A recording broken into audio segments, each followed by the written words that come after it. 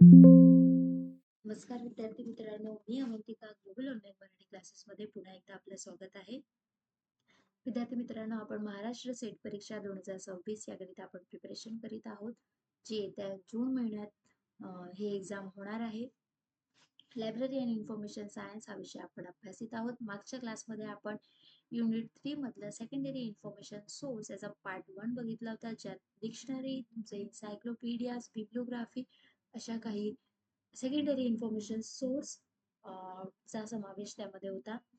आज आपण त्याचाच सेकंड पार्ट बघतोय, ज्यामध्ये indexing and abstracting statistical sources, handbook and manuals या सेकंडरी इन्फॉर्मेशन सोर्सचा समावेश असणार आहे. इंडेक्सिंग अँड ॲब्स्ट्रॅक्टिंग यालाच मराठीत अनुक्रमणिका आणि गोषवारा किंवा सारांश असे म्हणतात. तर इंडेक्सिंग काय आहे? तर इंडेक्सिंग, जर तुम्ही एखादी बुक बघत असाल, एखादं जर्नल बघत असाल, एखादं मॅगझिन बघत असाल, तर आपण कव्हर पेज नंतर जे आहे, एक कव्हर पेज म्हणा, त्याच्यानंतर एक पेज असतो, त्यानंतर जे इंडेक्सिंग असतं, अनुक्रमणिका असतं, त्यामध्ये आपल्याला पर्टिक्युलर टॉपिक सोबत त्याचं ऑथर असेल, त्यांचं ऑथर नेम आणि पेज नंबर सोबतच सिरियल नंबर सुद्धा तिथे मेन्शन असतात. यामुळे वाचकाला ज्या टॉपिकशी रिलेटेड माहिती हवी आहे किंवा त्याला जो टॉपिक वाचायचा आहे, त्यासाठी तो डायरेक्ट त्या पेजवर जाईल. तो त्याला लगेच ती इन्फॉर्मेशन जी आहे इंडेक्सिंग थ्रू त्या बुक्समध्ये सापडू शकेल. ओके, व्याख्या काय आहे? Indexing involve creating a systematic list of topic, name and subject found in document with pointer to where they are mentioned. जे अनुक्रमे दस्तऐवजात आढळणारे विषय, नाव, तुमचे सब्जेक्ट, एक पद्धतशीर यादी तयार करणे समाविष्ट असते, ज्यामध्ये ते कुठे नमूद केले आहे हे निर्देशित करीत असते. म्हणजे ती इन्फॉर्मेशन कुठे मेन्शन आहे, कुठल्या पेजवर आहे, त्याचा सिरियल नंबर काय आहे, सोबतच त्यांनी ते कुठल्या ऑथरने लिहिलेलं आहे, हे सगळं जे आहे ते हायलाइट करायचं काम, ते पॉइंटर करायचं काम जे आहे इंडेक्सिंग करत असते. ओके, नेक्स्ट आहे आपलं ॲब्स्ट्रॅक्टिंग. ॲब्स्ट्रॅक्टलाच आपण मराठीत सारांश म्हणतो. एखाद्या आर्टिकलमध्ये त्या ऑथरने काय फाइंड आउट केलेलं आहे, त्याने त्या स्टडी मागचा त्याचा ऑब्जेक्ट काय आहे, हे हायलाइट करणे, त्याला पॉइंट करणे, त्याला फाइंड आउट करणे म्हणजे तुमचं ॲब्स्ट्रॅक्ट. कारण ॲब्स्ट्रॅक्टमुळे वाचकाचा वेळ वाचतो, सोबतच तो पूर्ण पेपर रीड करणार नाही की इंट्रोडक्शन काय आहे, त्यांनी कुठल्या ऑथर्सची डेफिनेशन्स घेतली आहे, त्याचे ऑब्जेक्टिव्ह काय आहे, तो एकदा ऑब्जेक्टिव्ह बघून घेईल, पण इंट्रोडक्शन आणि जे तुमचं डेफिनेशन आहे, रिव्ह्यू ऑफ लिटरेचर आहे, यावर कुठल्याही असा काहीच तो लक्ष देणार नाही. तो फक्त तुमच्या पेपरचा फोकस कुठे आहे ते तिथे त्याचं जास्त इंटरेस्ट राहील, म्हणून तो ते ऑब्जेक्टिव्ह रीड करेल आणि सोबतच तुम्ही तुमचा स्कोप आणि तुम्ही काय फाइंड आउट केलेलं आहे त्या रिसर्च मधून हे तो हे त्याला जाणून घ्यायचं असेल. तर यासाठी ॲब्स्ट्रॅक्टिंग हे उत्तम असं सोर्स म्हणता येईल, किंवा ॲब्स्ट्रॅक्टिंगद्वारे वाचकाला त्या पेपरमध्ये काय लिहिलेलं आहे हे सहज आणि संक्षिप्त स्वरूपात ती इन्फॉर्मेशन त्याला मिळते. सारांश abstracting provide concise summarize of documents, contain highlighting key point and findings. तर सारांश दस्तऐवजाच्या मजकुराचा संक्षिप्त सारांश प्रदान करतो, जे प्रमुख मुद्दे आणि निष्कर्ष अधोरेखित करते. जे कन्क्लुजन आहे तुमचं, जे फाइंडिंग आहे, काही इम्पॉर्टंट असे पॉइंट्स असतील, त्याला हायलाइट करण्याचं काम जे आहे ते ॲब्स्ट्रॅक्टचं आहे.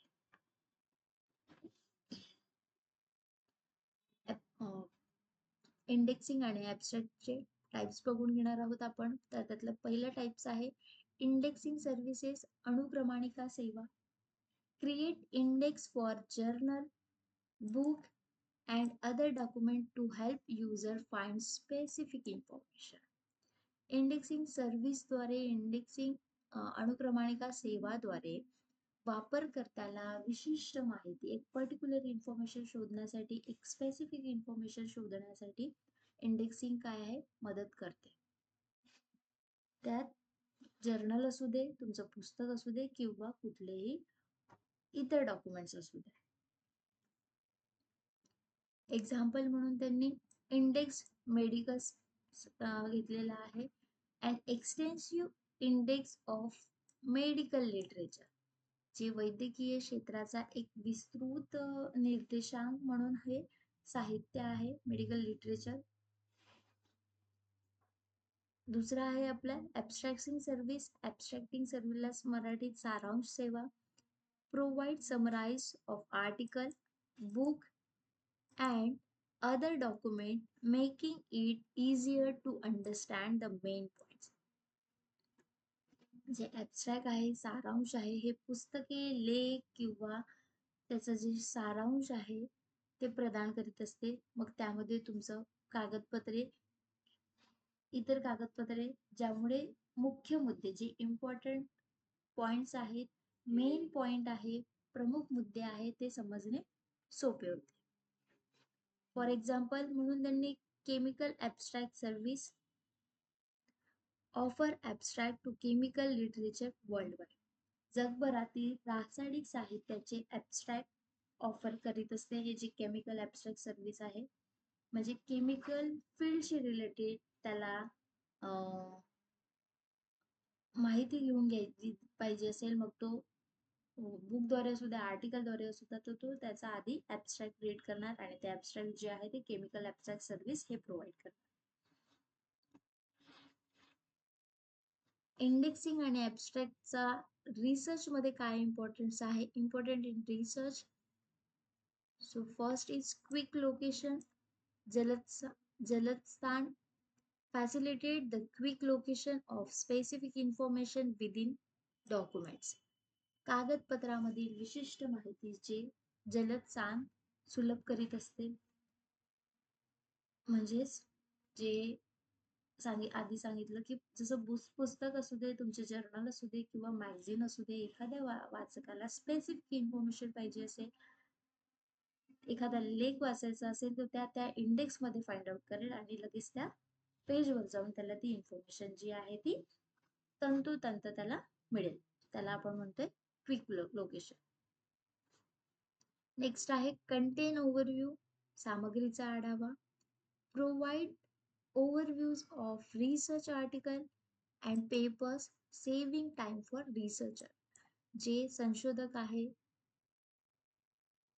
त्यांचा वेळ वाचवायचा आहे, त्यामुळे संशोधन लेख आणि पेपर्सचे ओव्हरव्ह्यूज जे विहंगावलोकन प्रदान करणे आवश्यक आहे. यामुळे काय होणार? वाचकाचा वेळ वाचणार. आपण जो एस आर रंगनाथन सरांनी आपला 4th लॉ दिलेला आहे, save the time of reader, तो आपण इथे फॉलो करणार. म्हणून तो इम्पॉर्टंट आहे रिसर्च मध्ये. नेक्स्ट आहे research efficiency. Enhance the efficiency of literature review by summarizing key points. संशोधन कार्यक्षमता प्रमुख मुद्द्यांचा सारांश देऊन साहित्य पुनरावलोकनाची कार्यक्षमता वाढविणे. जे त्या पेपरशी जे काही आधी जे लेख झालेले आहे, जे साहित्य झालेले आहे, त्याला ओव्हरव्ह्यू करणं, त्याला रिव्ह्यू करणं, त्या समराईजद्वारे. समराईज मध्ये काय असेल? त्या पेपरमध्ये त्यांनी काय फाइंड आउट केलेलं आहे आणि त्यातले काही मेन पॉइंट्स जे आहे ते त्याने हायलाइट केलेले असेल. तुमच्या रिसर्च साठी सुद्धा हे इम्पॉर्टंट असणार आहे. नेक्स्ट आहे आपलं इलेक्ट्रॉनिक इंडेक्सिंग अँड ॲब्स्ट्रॅक्टिंग. त्यात पहिला आहे online databases. Platform like PubMed and Scopus offer extensive indexing and abstracting services for various fields.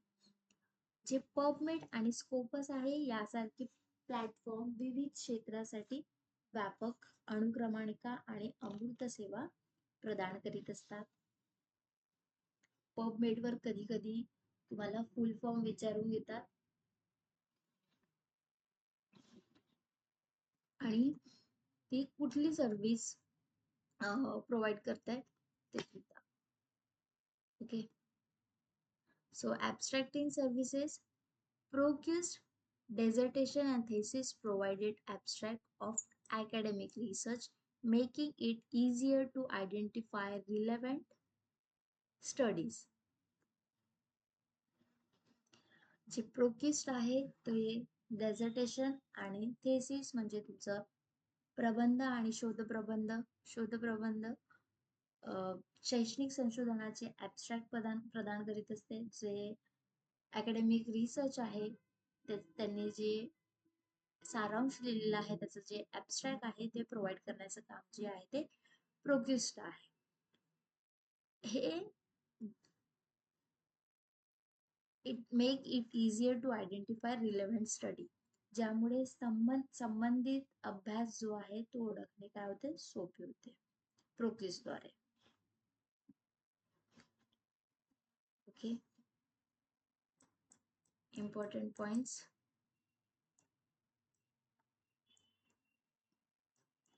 पहिला आहे Index Medicus. Index Medicus first publish in 1879 by John Shaw Billings. John Shaw Billing यांच्याद्वारे 1879 मध्ये index मेडिकस प्रथमच publish झालेलं होतं. It has been a की resources for medical research. हे पुस्तक वैद्यकीय संशोधनासाठी एक महत्वाचे प्रमुख स्रोत राहिले आहेत. ओके, रन करायचं आहे. इंडेक्स मेडिकस कोणी पब्लिश केलेला आहे आणि त्याचं फर्स्ट पब्लिकेशन कधी झालेलं आहे 1879. ओके, केमिकल ॲब्स्ट्रॅक्ट सर्व्हिस खूपदा प्रश्न विचारलेला आहे हा परीक्षेत. Chemical abstract service establish in 1907. It remain a vital source for chemical literature abstract. जे केमिकल ॲब्स्ट्रॅक्ट सर्व्हिस आहे हे 1907 मध्ये इस्टॅब्लिश करण्यात आलं, स्थापित करण्यात आलं. ते रासायनिक साहित्याच्या अमूर्त लेखासाठी एक महत्वाचा स्रोत मानला जातो.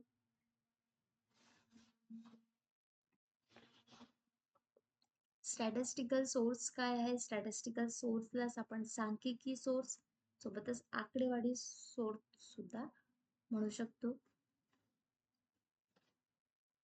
स्टॅटिस्टिकल सोर्स काय आहे? Statistical source provide numerical data and statistic on various topic essential for empirical research and analysis. तर सांख्यिकी स्रोत जे आहे ते विविध विषयावरील संख्यात्मक डेटा आणि आकडेवारी प्रदान करीत असते. जे इम्पेरिकल स्टडी आहे, इम्पेरिकल रिसर्च आहे, अनुभवजन्य संशोधन आहे, त्याच्या विश्लेषणासाठी हे स्टॅटिस्टिकल सोर्स जे आहे ते इम्पॉर्टंट आहे. टाइप्स काय आहेत सोर्स स्टॅटिस्टिकल सोर्सचे? तर पहिला टाइप आहे government publications, include census data, economic survey and other official statistic. जे सरकारी प्रकाशने आहे हा स्टॅटिस्टिकल सोर्स मधला पहिला प्रकार आहे, ज्यामध्ये तुमचा सेन्सस डेटा मीन्स तुमची जनगणना डेटा, आर्थिक सर्वेक्षण इकॉनॉमिक सर्वे जो आहे तो, किंवा इतर अधिकृत आकडेवारी यामध्ये समाविष्ट असते. जसं आपल्या घरी कधी कधी नाही म्हणता येईल, दर 5 वर्षांनी जनगणना होत असते. तर ते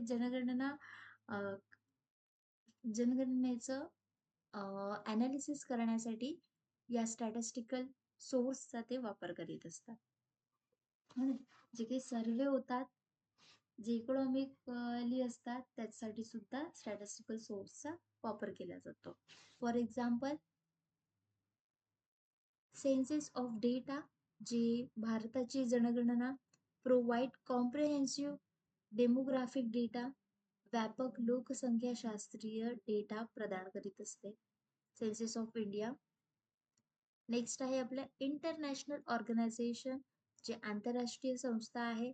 त्यामध्ये publish global statistic and report on various subject, जी विविध विषयावरील जागतिक आकडेवारी, जे सांख्यिकी आहे किंवा त्याचा अहवाल जे आहे ते प्रकाशित करण्याचं काम, पब्लिश करण्याचं काम आहे इंटरनॅशनल ऑर्गनायझेशनचं, आंतरराष्ट्रीय संस्थेचं.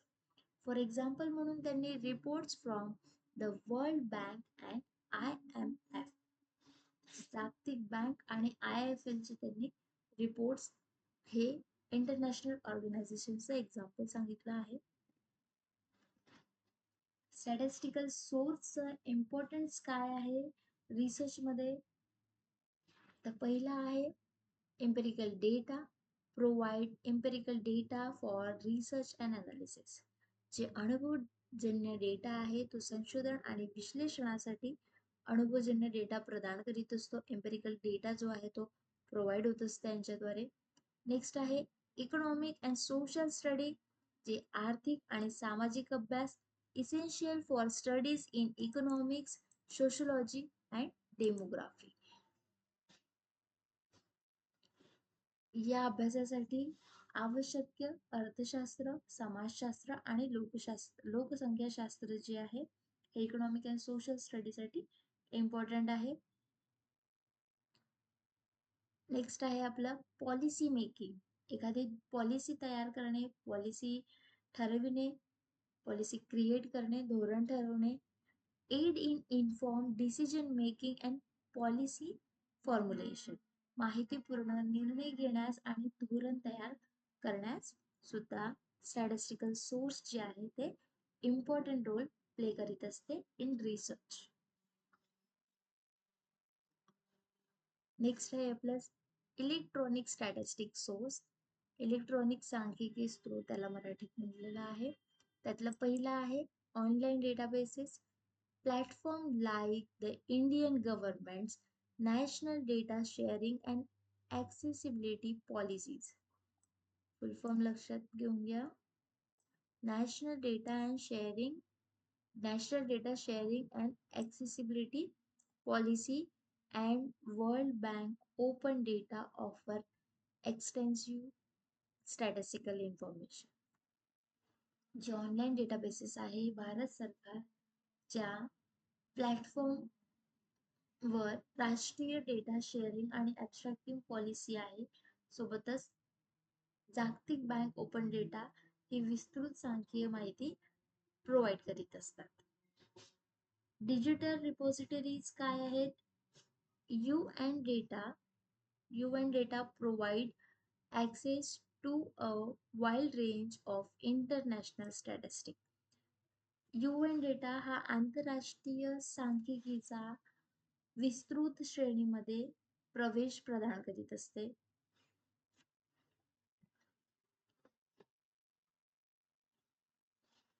जे स्टॅटिस्टिक आहे त्याचं काय काही इम्पॉर्टंट नोट्स इथे क्रिएट केलेला ही एक स्लाइड आहे.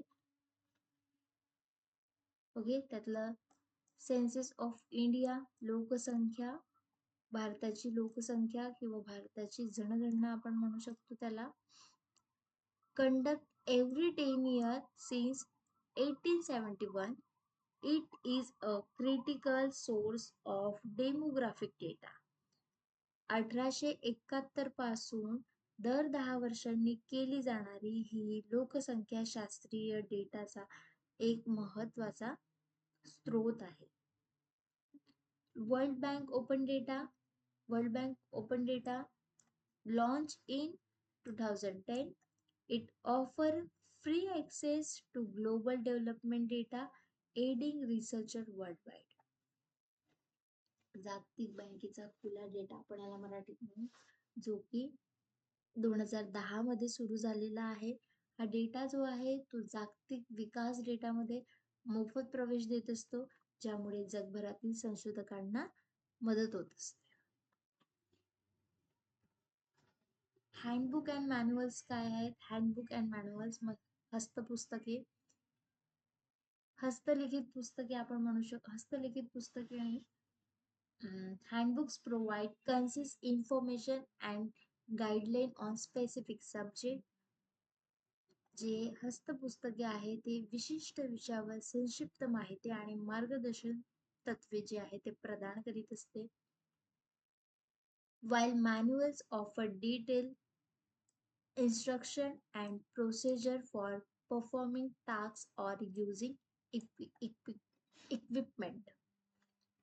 जे हस्त मॅन्युअल्स आहे, जे हस्तपुस्तके आहे कार्य करण्यासाठी किंवा उपकरण तयार करण्यासाठी तपशिलावर सूचना आणि प्रक्रिया प्रदान करीत असते.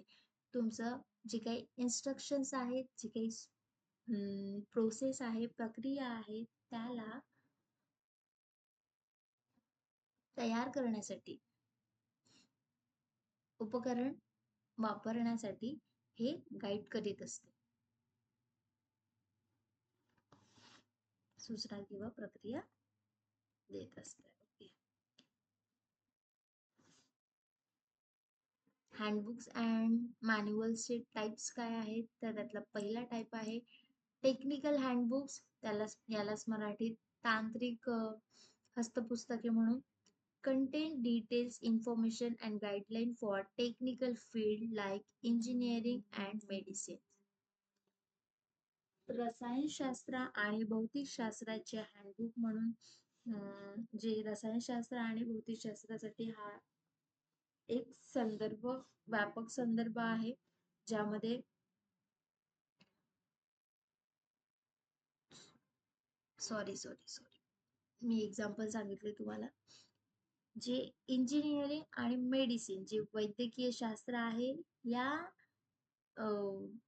सारखे जे तांत्रिक क्षेत्राचे जे मार्गदर्शक म्हणून हे तत्व जे आहे ते इन्फॉर्मेशन आपल्याला प्रोव्हाइड करीत असते. एक्झाम्पल म्हणून त्यांनी handbook of chemical and physics सांगितलं आहे, a comprehensive reference for chemist and physicist. तर रसायनशास्त्र आणि भौतिकशास्त्राचे हँडबुक हे टेक्निकल हँडबुकचं उदाहरण आहे, ज्यात रसायनशास्त्र आणि भौतिकशास्त्रासाठी एक व्यापक संदर्भ आहे. इन्स्ट्रक्शन मॅन्युअल्स, सूचना पुस्तिका provide user guide for software, machineries and other equipment detailing how to operate and troubleshoot them. जे सॉफ्टवेअरसाठी वापर करता मार्गदर्शक प्रदान करीत असतो. यामध्ये तुमचे यंत्रसामग्री किंवा इतर उपकरणे सुद्धा आले, त्याचे ऑपरेशन आणि समस्या निवारण कसे करावे याबद्दलची सगळी डिटेल्स जी आहे ती सूचना पुस्तिकेमध्ये असते, इन्स्ट्रक्शन मॅन्युअल्स मध्ये असते. For example Microsoft Office user manuals. Microsoft Office user manuals काय आहे? To guide users on how to use Microsoft Office software effectively. वापर करताना मायक्रोसॉफ्ट ऑफिस जे आहे, ऑफिस हा सॉफ्टवेअर आहे, तो कसा वापरावा आणि तेही प्रभावशालीपणे कसे वापरावे याबद्दल मार्गदर्शन करण्याचं काम जे आहे ते इन्स्ट्रक्शन मॅन्युअलचं आहे, सूचना पुस्तिकेचं आहे. इम्पॉर्टंट नोट्स, इम्पॉर्टंट स्लाइड आहे.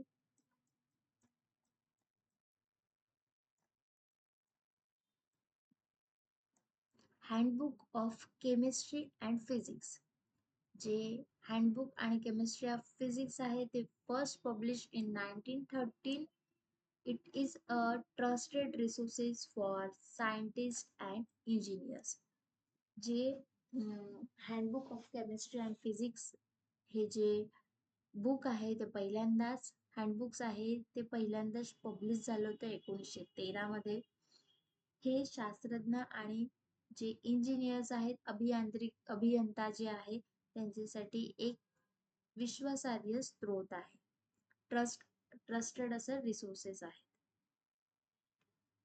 नेक्स्ट आहे IEEE explore digital libraries. It provides extensive digital access to technical handbook and manuals, aiding research and development. तांत्रिक हँडबुक आणि मॅन्युअल्स जे आहे हे विस्तृत डिजिटल प्रवेश जे आहे, डिजिटल ॲक्सेस जे आहे ते प्रदान करीत असते. संशोधन आणि विकासासाठी सुद्धा IEEE एक्सप्लोर डिजिटल लायब्ररी जी आहे ती मदत करीत असते. ओके, खूप तुम्हाला क्लास समजला असेल. काही क्वेरीज असतील तर ते तुम्ही इनबॉक्समध्ये टाकू शकता, चॅटबॉक्समध्ये तुम्ही ते पुट करू शकता, कमेंट बॉक्समध्ये तुम्ही सांगू शकता. Okay, thank you so much.